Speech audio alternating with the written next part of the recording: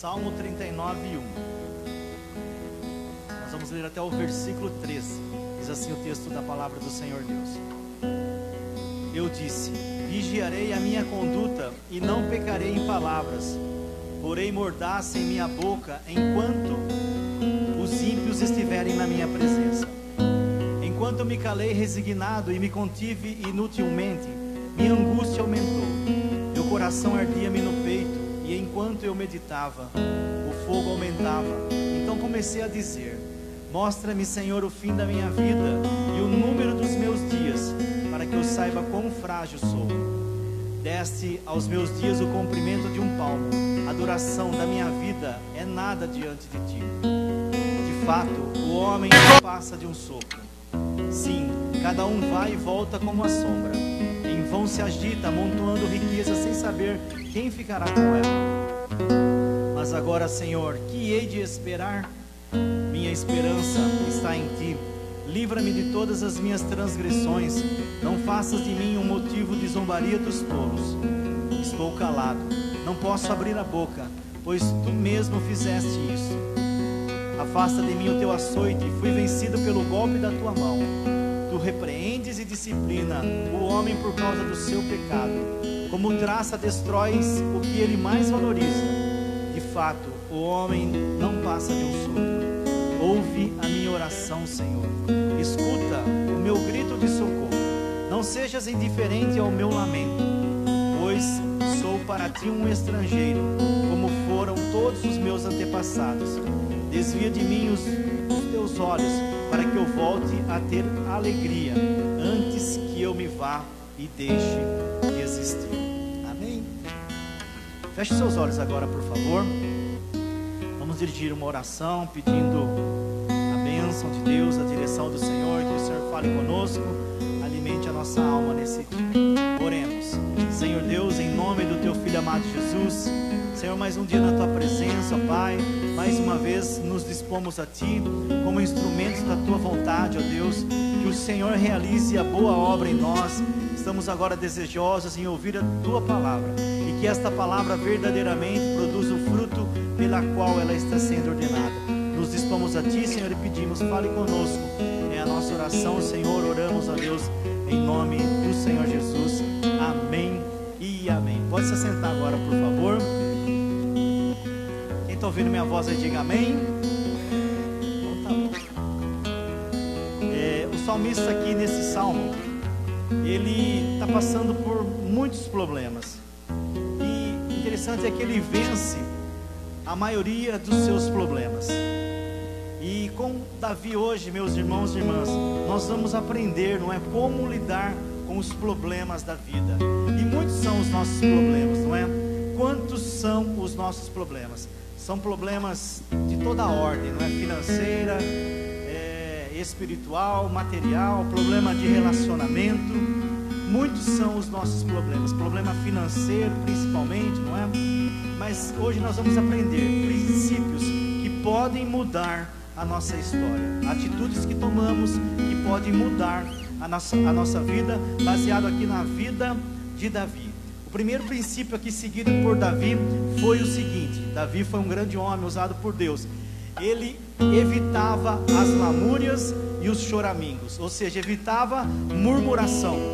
No versículo 1 e 2 do Salmo 39, Davi disse assim: olha, vigiarei a minha conduta e não pecarei em palavras.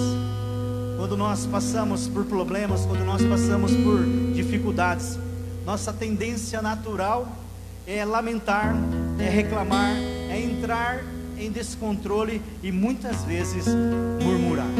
E uma coisa que é fato, irmãos e irmãs: ninguém vence problema reclamando deles. Ninguém vence problema murmurando. Paulo escreve à igreja lá em Filipos, em Filipenses 2,14, ele fala: fazei todas as coisas sem murmurações. Você deve fazer tudo sem murmuração. E quantas pessoas que nós conhecemos que murmuram, que praguejam, não é? Eu creio que se eu perguntar aqui, muitos vão dizer que conhecem pessoas que só reclamam, que parece aquela a hiena, né, do Lip Hard. Ó céu, ó dia, ó azar, só vive lamuriando, só vive murmurando. Eu me lembro de uma irmã que um dia ligou para nós e ela começou a reclamar da sua filha. Ela dizia que a sua filha era problemática, que a sua filha dava muito problema, que a sua filha gastava muito dinheiro, que a sua filha saía de manhã e voltava de madrugada, e que muitas vezes ela gritava com a sua filha, com a sua mãe. A filha gritava com a mãe e a mãe estava muito triste, né, pelas atitudes da filha. E eu comecei a conversar com a irmã, dizer para ela que Deus poderia resolver a situação, que nós iríamos orar e que Deus iria mudar a vida da filha dela. Mas ela me respondeu: mas o senhor não conhece a minha filha, ela é assim, é problemática. Ela começou a falar tudo o que a filha dela era de novo. Aí eu disse assim para ela: olha, irmã, eu não conheço a filha da senhora, mas eu conheço Deus que pode mudar a vida da filha da senhora, não é? Eu creio, irmãos, numa frase que eu li, ela é bem verdade mesmo. A murmuração contra Deus, ela é um desrespeito. É um desrespeito. E a murmuração, com toda certeza, ela é uma música para o diabo. Todas as vezes que nós murmuramos, todas as vezes que nós reclamamos na vida, nós estamos dando legalidade para que o diabo, para que o inimigo haja na nossa casa, no nosso trabalho. Eu me lembro da história de um rei. Eu gosto de contar a história, irmão. Um rei muito bom, um rei que administrava bem o seu reinado, mas o povo era um povo ingrato, era um povo que murmurava das coisas. E um dia o rei quis fazer uma prova com o povo, não é? Ele falou: vou colocar uma pedra lá no meio da rua principal do vilarejo, e quero só ver a atitude das pessoas, a atitude que eles vão tomar. Aí passou um senhor com uma carroça, e aquele senhor, ele se depara com a pedra e ele começa a reclamar, e ele começa a murmurar, e ele começa a xingar. E nisso o rei estava escondido, não é? Porque o rei queria ver de perto a ação daqueles que iriam se deparar com a pedra. E ele começa a murmurar, ele começa a praguejar, ele não toma nenhuma atitude. O que ele faz? Ele dá a volta pela pedra e vai embora. Nisso vem um soldado do rei, era um servo do rei, e ele vem no seu cavalo, e ele se depara com a pedra, e ele toma a mesma atitude do homem da carroça. Ele começa a praguejar da pedra, ele começa a dizer: quem colocou essa pedra nesse lugar? Quem foi o louco que deixou essa pedra nesse lugar? Começa a xingar, começa a lamuriar, e aí ele faz a mesma coisa que aquele senhor da carroça fez. Ele passa do lado da pedra e não tem nenhuma atitude para tirar a pedra do lugar. Nisso, oi, tem rodinha isso aqui? Pensou cair aqui, irmãos? Misericórdia, né? E aí passou um senhor de fogo, bêbado. Ele tropeça, ele tromba com a pedra, e ele começa a xingar, começa também a murmurar: quem foi o homem, a pessoa que coloca essa pedra no meio dessa avenida movimentada? E ele faz a mesma coisa dos outros dois. Ele faz a volta e ele vai embora, não toma nenhuma atitude. Aí vem uma moça trabalhadora.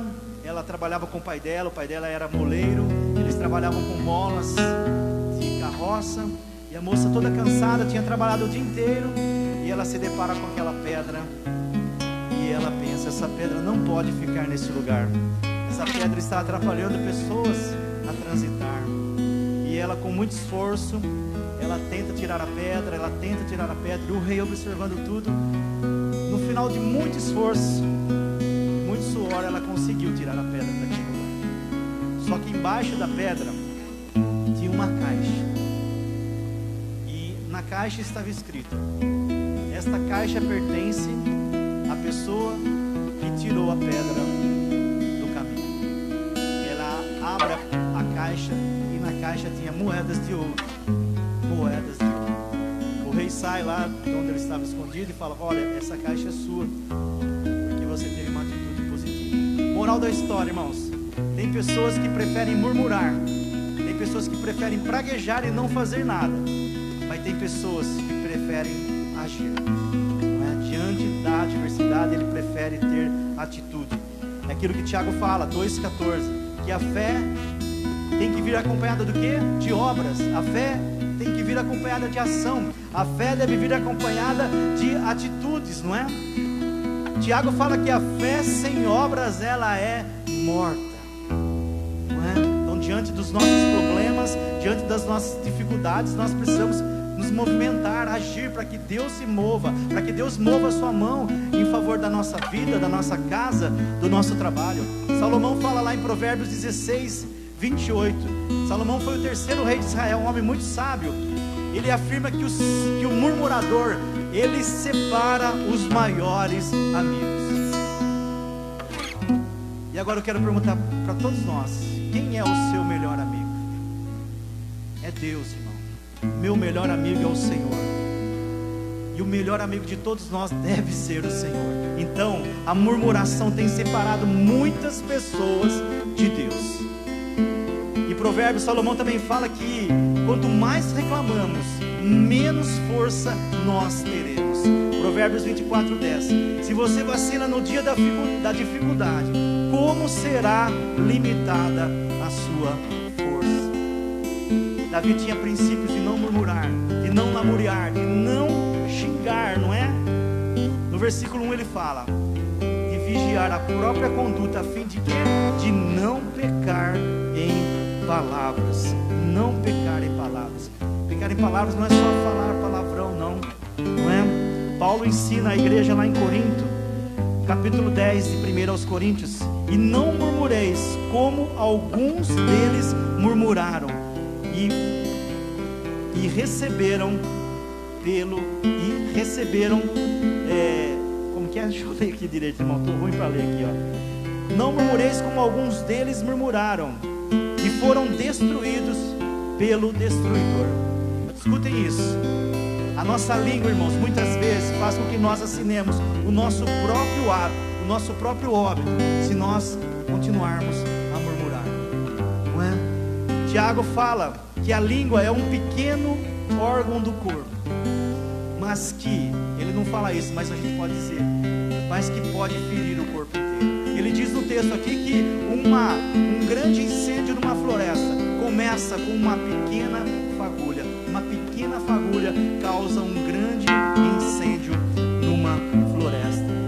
Ou seja, Paulo fala aqui, não é? A igreja em Corinto, no capítulo 10, versículo 10, que nós, quem murmura, pode ser destruído pelo destruidor. Quem é o destruidor? Pelo diabo. Foi aquilo que aconteceu, meus amados, com o povo lá que saiu da escravidão do Egito. Eles tinham um propósito, não é, de receber de Deus. Deus havia prometido já, Deus já havia empenhado a sua palavra, que iria dar uma terra boa, uma terra que manava leite e mel. Mas o povo preferiu murmurar, praguejar contra o servo de Deus, murmurar contra o profeta de Deus, Moisés. E nós aprendemos que aquele povo foi destruído no deserto, foram mortos no deserto, porque murmuraram, porque praguejaram, porque falaram contra Deus. Deus, irmãos, Deus não é mau não para matar pessoas, como eu já ouvi muitas pessoas dizendo isso, né? Deus é mau.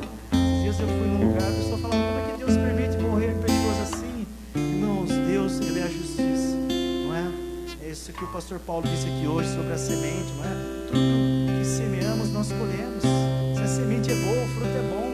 Se a semente é má, o fruto também é mau. Aquele povo foi morto no deserto. Quem entrou na terra prometida foi a sua descendência, os filhos e filhas deles. Por quê? Porque murmuraram. Irmãos, nós precisamos evitar, não é? O pecado em palavras. Não murmurar, não é? Ter a visão de Deus, enxergar as coisas com os olhos de Deus. Eu vi uma frase que falava assim, que algumas pessoas preferem reclamar, porque Deus coloca espinhos nas rosas, enquanto outras louvam a Deus, porque Ele colocou rosas entre os espinhos. Tudo é questão de visão, não é? É a visão de Deus.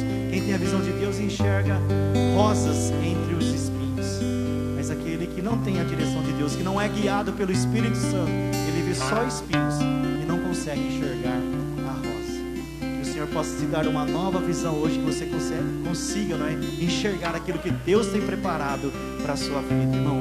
Então por isso nós precisamos dar um basta à murmuração, sabendo que existe um Deus no céu, um Deus poderoso, que contempla a nossa vida, que sonda os nossos corações, que está preocupado em nos abençoar. mas que você hoje dê um basta a tudo aquilo que você tem falado que não agrada aos ouvidos do Senhor. O segundo princípio seguido por Davi aqui, meus queridos, foi esse: abrir o coração para Deus. Versículos 3 e 5 do Salmo 39. Meu coração ardia-me no peito, e enquanto eu meditava, o fogo aumentava. Então comecei a dizer: mostra-me, Senhor, o fim da minha vida e o número dos meus dias, para que eu saiba quão frágil eu sou. Irmãos, Deus, Ele sonda o nosso coração, não é? Lá em 1 Samuel 16:7, a gente percebe que o filho de Jessé queria ser escolhido para ser rei. Jessé pega os seus filhos mais bonitos e mais fortes, não é verdade, irmãos? Mas não era aquele que Deus queria consagrar como rei, porque na verdade Deus não olha a aparência, né? Deus olha o coração. Deus possa estar sondando o seu coração hoje, que possa estar encontrando paz, alegria, que Deus possa ver que você tem interesse pelas coisas dele, que você tem vontade de abrir o seu coração para ele e fazer a vontade dele.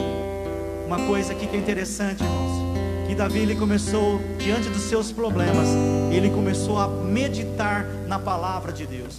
Começou a meditar, ele trocou a murmuração pelo desabafo. A meditação na palavra do Senhor sempre permite que o nosso coração se abra. À medida que Davi ia meditando, ele também ia se rendendo ao Senhor. À medida que Davi ia meditando, o coração dele ia se abrindo para Deus. Aquilo que o salmista fala no Salmo 1, versículos 1 e 2: bem-aventurado o homem que não anda segundo o conselho dos ímpios, nem se detém no caminho dos pecadores, nem se assenta na roda dos escarnecedores. Antes tem o seu prazer na lei do Senhor, e na sua lei medita de dia e de noite. Irmãos, quando o homem abre o seu coração para Deus, ele vai compreendendo que ele é frágil, que ele na verdade ele é limitado, e que sua vida não passa de um sopro. Na verdade, ele deixa de ser autossuficiente para se tornar dependente do Senhor, não é? Ele começou a meditar em Deus, começou a meditar, abrir o coração para o Senhor Deus. Irmãos, ele compreendeu que a sua vida era curta, que a sua vida era passageira, não é? Você quer vencer os desafios da sua vida, meu querido? Quer vencer as suas dificuldades, os seus problemas? Abra o seu coração para Deus.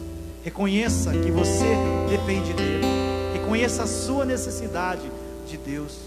Quantas pessoas que estão no mundo desprezam, não é?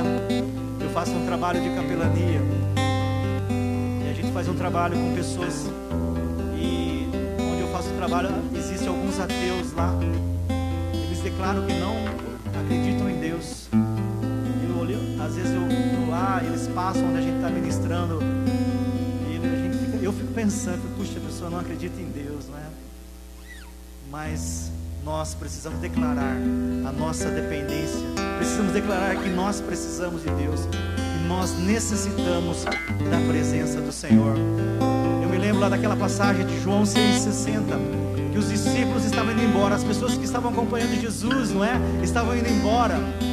E eu creio que Jesus ficou muito triste com aquela situação, porque Jesus cuidava do povo, dava comida, Jesus curava os enfermos, Jesus, ele dava vista aos cegos, Jesus, ele ressuscitava os mortos, Jesus, ele fazia coisas grandiosas, Jesus curava o leproso, Jesus, ele curava as pessoas que eram desprezadas pela sociedade. Mas chegou uma hora que Jesus começou a apertar a mensagem, não é? Começou a dizer coisas que mexiam com as pessoas, começou a confrontar os erros das pessoas, e as pessoas começaram a ir embora. As igrejas que têm menos pessoas são as igrejas que os pastores pregam sobre pecado, não é? As igrejas que estão cheias, a grande parte delas são igrejas liberal, não é? Pode tudo, aqui pode tudo, não é? Mas é isso, irmão. Nós precisamos pregar sobre o pecado. O pecado nos afasta de Deus, o pecado faz separação de Deus com o homem. E Jesus começou a apertar a pregação, o povo foi embora. E Jesus ficou triste, não é?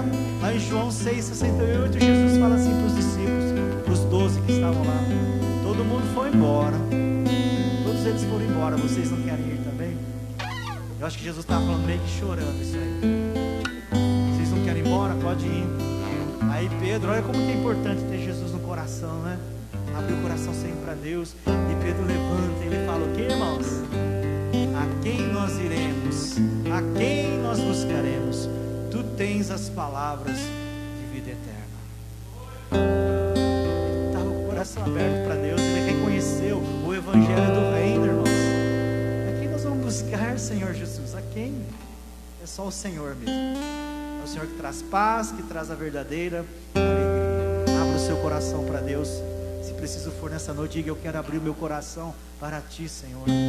Agora, um terceiro princípio adotado por Davi: firmar a esperança da vida em Deus. Versículos 6, 8 e 12. Eu vou ler o versículo 6. Cada um vai e volta como a sombra. Em vão se agita, amontoando riqueza, sem saber quem ficará com ela. Mas agora, Senhor, que hei de esperar? E ele responde: minha esperança está em Ti. Quantas e quantas pessoas, irmãos e irmãs, esperam alcançar uma vida melhor, conquistando coisas e ganhando muito dinheiro. A esperança não é dessas pessoas, é que se eles conquistarem coisas, eles conseguirão preencher o vazio da sua vida, o vazio da sua alma. As pessoas hoje buscam alegria nisso, nas coisas, no carro novo, na casa nova, na chácara. Na verdade, isso não preenche o vazio do nosso coração, não é? A gente aprendeu, eu creio que você aprendeu também, que existe um vazio existencial no coração de todas as pessoas. Um vazio que só pode ser preenchido pela presença de Deus. Que você possa permitir que Deus preencha o vazio do seu coração. As coisas desse mundo não têm valor, irmãos. Eu disse isso esses dias pregando, né? Você já ouviu isso? Caixão não tem gaveta, amém ou não amém? Não é? Não vai um caminhão atrás do caixão levando as coisas que conquistamos nessa terra, não vai. Porque as coisas desse mundo materiais, elas não têm valor. Olha o que Jesus falou lá em Lucas 12, eu vou ler, vai ser meio cansativa a leitura, mas vai ser importante para você entender que as coisas dessa terra não valem muito não. Olha o que Jesus falou, a parábola daquele homem rico. Vou ler para vocês. Então lhes contou essa parábola: a terra de certo homem rico produziu muito bem. Ele pensou consigo mesmo: o que vou fazer? Não tenho onde armazenar minha colheita. Então disse: já sei o que vou fazer. Vou derrubar os meus celeiros e construir outros maiores, e ali guardarei toda a minha safra e todos os meus bens. E direi a mim mesmo: você tem grande quantidade de bens armazenados para muitos anos. Descanse, coma, beba e se alegre. Contudo, Deus lhe disse: insensato, esta mesma noite a sua vida será exigida. Então quem ficará com o que você preparou?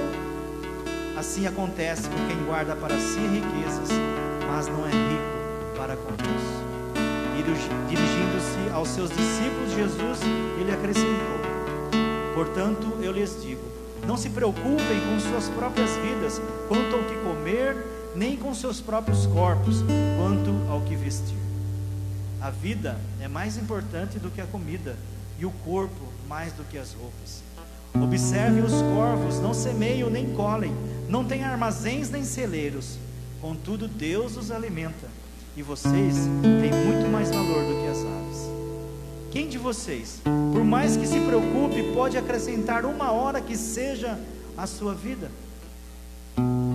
Visto que vocês não podem sequer fazer uma coisa tão pequena, por que se preocupar com o restante? Observem como crescem os lírios, eles não trabalham nem tecem.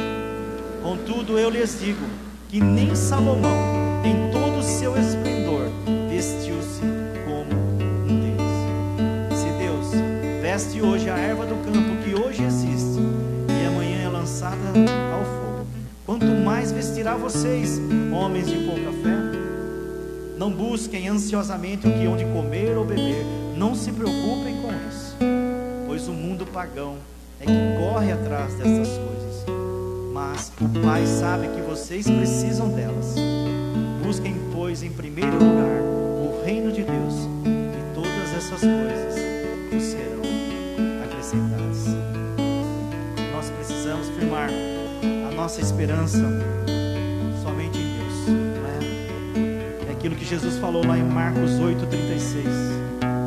O que adianta o homem ganhar o mundo inteiro e perder a sua alma? E eu quero fazer uma pergunta para todos nós agora. Onde você tem firmado a sua esperança? Onde você tem firmado a sua esperança? A esperança de todos nós, com toda certeza, irmãos e irmãs, precisa estar firmada em Deus. Olha o que Davi fala no versículo 7 do Salmo 39. A minha esperança, aleluia, está em Ti, Senhor. A minha esperança está em Ti. Olha o que o salmista fala no Salmo 62:5. Ó minha alma, espera silenciosa em Deus, porque dele vem a minha esperança. Firmar a esperança em Deus. Me lembro do profeta Isaías indo até o rei Ezequias, dizendo que ele iria morrer, não é? Dizendo para ele que ele teria que arrumar a vida dele, preparar tudo, porque a doença, essa moto é uma bênção, né? Que a doença dele era para a morte. Deus falou assim através do profeta: arruma a tua casa, que essa doença é para a morte. Irmãos, olha como ele firmava a esperança dele em Deus. Ele estava ali com o profeta Isaías, que era um homem de Deus, um ungido de Deus. Ele poderia ali pedir para o profeta Isaías fazer uma oração para ele, não é? Poderia pedir para que o profeta colocasse as mãos sobre a cabeça dele, mas ele não fez isso. Ele deixou o profeta ir embora. E o que ele faz? Se você conhece o texto, ele vira a cabeça para a parede. Sabe o que significa virar a cabeça para a parede? Vou cair aqui, Jesus. Virar a cabeça para a parede significa dependência de Deus, irmão. Só de Deus. E o texto fala que ele ora ao Senhor e ele chora de uma forma copiosa. Chora muito. Chora copiosamente. E aí Deus fala ao coração do profeta. Deus fala: volta lá na casa do rei, volta na casa de Ezequias, no quarto dele. E olha o que Deus fala para ele: olha que coisa linda, irmãos. Eu, o Senhor, o Deus do seu antepassado Davi, escutei a sua oração. E olha que coisa interessante: e vi as suas lágrimas. Como é bom chorar na presença de Deus, né? A Bíblia fala que Deus tem um odre para guardar nossas lágrimas, para lembrar que nós choramos, né? Ele fala: eu ouvi a sua oração e vi as suas lágrimas. Eu vou deixar que você viva mais 15 anos. Firmou a esperança em Deus e recebeu aquilo que ele estava buscando, pelo menos naquele momento. Irmãos, firme sua esperança de vida em Deus. Firme a esperança de vida somente no Senhor, não é? E se um dia você tiver que questionar a Deus por alguma coisa, questione de uma forma positiva, não é? Porque Deus tem feito coisas tremendas na sua vida. Deus tem feito coisas grandiosas, não é? Às vezes as pessoas murmuram por hoje, mas se esquecem daquilo que Deus já fez. Eu me lembro de Davi, quando ele recebeu muitas coisas de Deus, ele perguntou para Deus. No Salmo 116:3 ele fala: que darei ao Senhor pelos benefícios que Ele tem me feito? O que eu vou oferecer para o Senhor Deus por tudo aquilo que Ele tem me feito? Olha que interessante. Ele acordou talvez e falou: meu Deus, o que eu vou oferecer para Deus hoje? E Ele mesmo responde, Ele fala: eu vou tomar o cálice da salvação, eu vou servir esse Deus todos os dias da minha vida. Ele fala mais: eu vou invocar o nome do Senhor todos os dias da minha vida. E ele diz mais: eu vou oferecer a Deus sacrifícios de louvor. Ou seja, sacrifício de louvor um dia eu disse isso, que existe diferença entre cantar e louvar, não é? Louvar, a gente louva com os nossos lábios, mas também nós podemos louvar com as nossas vidas, com o nosso testemunho de vida. Quando você se abstém, não é? Quando você vive uma vida de abstinência, as coisas dessa terra, as coisas desse mundo, você está oferecendo a Deus sacrifícios de louvor. Oferecer a Deus sacrifício de louvor é você renunciar os manjares desse mundo. E talvez você diga hoje: eu não tenho nenhum motivo para agradecer a Deus. Mas eu quero te dizer que você tem. Quem pode fazer assim, ó, respirar? Deixa eu contar uma história para vocês. Um senhor de 93 anos, isso foi quase agora, ele se recuperou de Covid-19. Isso foi na Itália. E ele foi avisado que ele teria que pagar a conta do respirador. E a conta era bem alta, 500 euros. 500 euros hoje deve ser quanto? Uns 3 mil reais? Não, acho que 3 mil, né? Que ele acho que é 600 reais, né? Deve ser uns 3 mil reais. E ele começa a chorar quando ele recebe a notícia que tem que pagar 500 euros de conta. Aí os médicos falam: não precisa chorar por causa da conta, não chora não. Aí ele falou assim: eu não estou chorando por causa da conta, eu estou chorando porque eu tenho 93 anos, e por 93 anos eu respirei o ar que Deus me deu, e Deus nunca cobrou nada de mim. Aí os médicos começaram a chorar. E eu nunca agradeci a Deus pelo ar que eu respirei. Nunca agradeci a Deus, não é? Então você tem motivo para agradecer a Deus. Você tem um ar, você tem a vida, não é? Quem pode levantar a mão e fazer assim, ó? Tá vendo? Esse é o dom da vida, ó. É o seu cérebro funcionando. Você tem motivo para agradecer a Deus hoje, não é? Tudo depende de você, meu querido. A bênção de Deus, a vitória que você tanto precisa, depende de você. Não depende de Deus. Nunca vai depender de Deus te abençoar ou não. Sempre vai depender de uma atitude positiva sua. Olha o que Deus fala para você hoje. Isaías 43, 19. Estou fazendo uma coisa nova. Até no deserto vou abrir um caminho. Estou fazendo uma coisa nova. Você consegue acreditar que essa palavra é para a sua vida hoje? Irmãos, quando Jesus estava lá em Nazaré, eu falei que Jesus nasceu em Nazaré, mas ele não nasceu em Nazaré, não é? Jesus nasceu em Belém, mas ele foi criado lá em Nazaré. E um dia Jesus volta lá em Nazaré, e ele prega a palavra de Deus. Só que lá em Nazaré, irmãos, Jesus não pôde fazer nenhum milagre. Eu ouvi o pastor Aquiles pregando ontem de manhã, ele falava isso, né? Será que Jesus não operou milagre porque ele estava sem unção? Será que Jesus não operou milagre lá em Nazaré porque ele não tinha jejuado? Será que Jesus não curou ninguém lá em Nazaré porque ele estava sem a graça, sem o poder de Deus? Não, Jesus não curou ninguém em Nazaré. O próprio Jesus disse: por causa da incredulidade deles.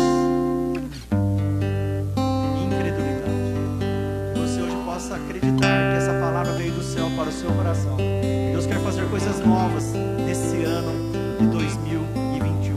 E em vez de você ser um murmurador, que você se torne um adorador. Que você abra o seu coração para Deus. E que você firme a esperança da sua vida no Senhor Deus.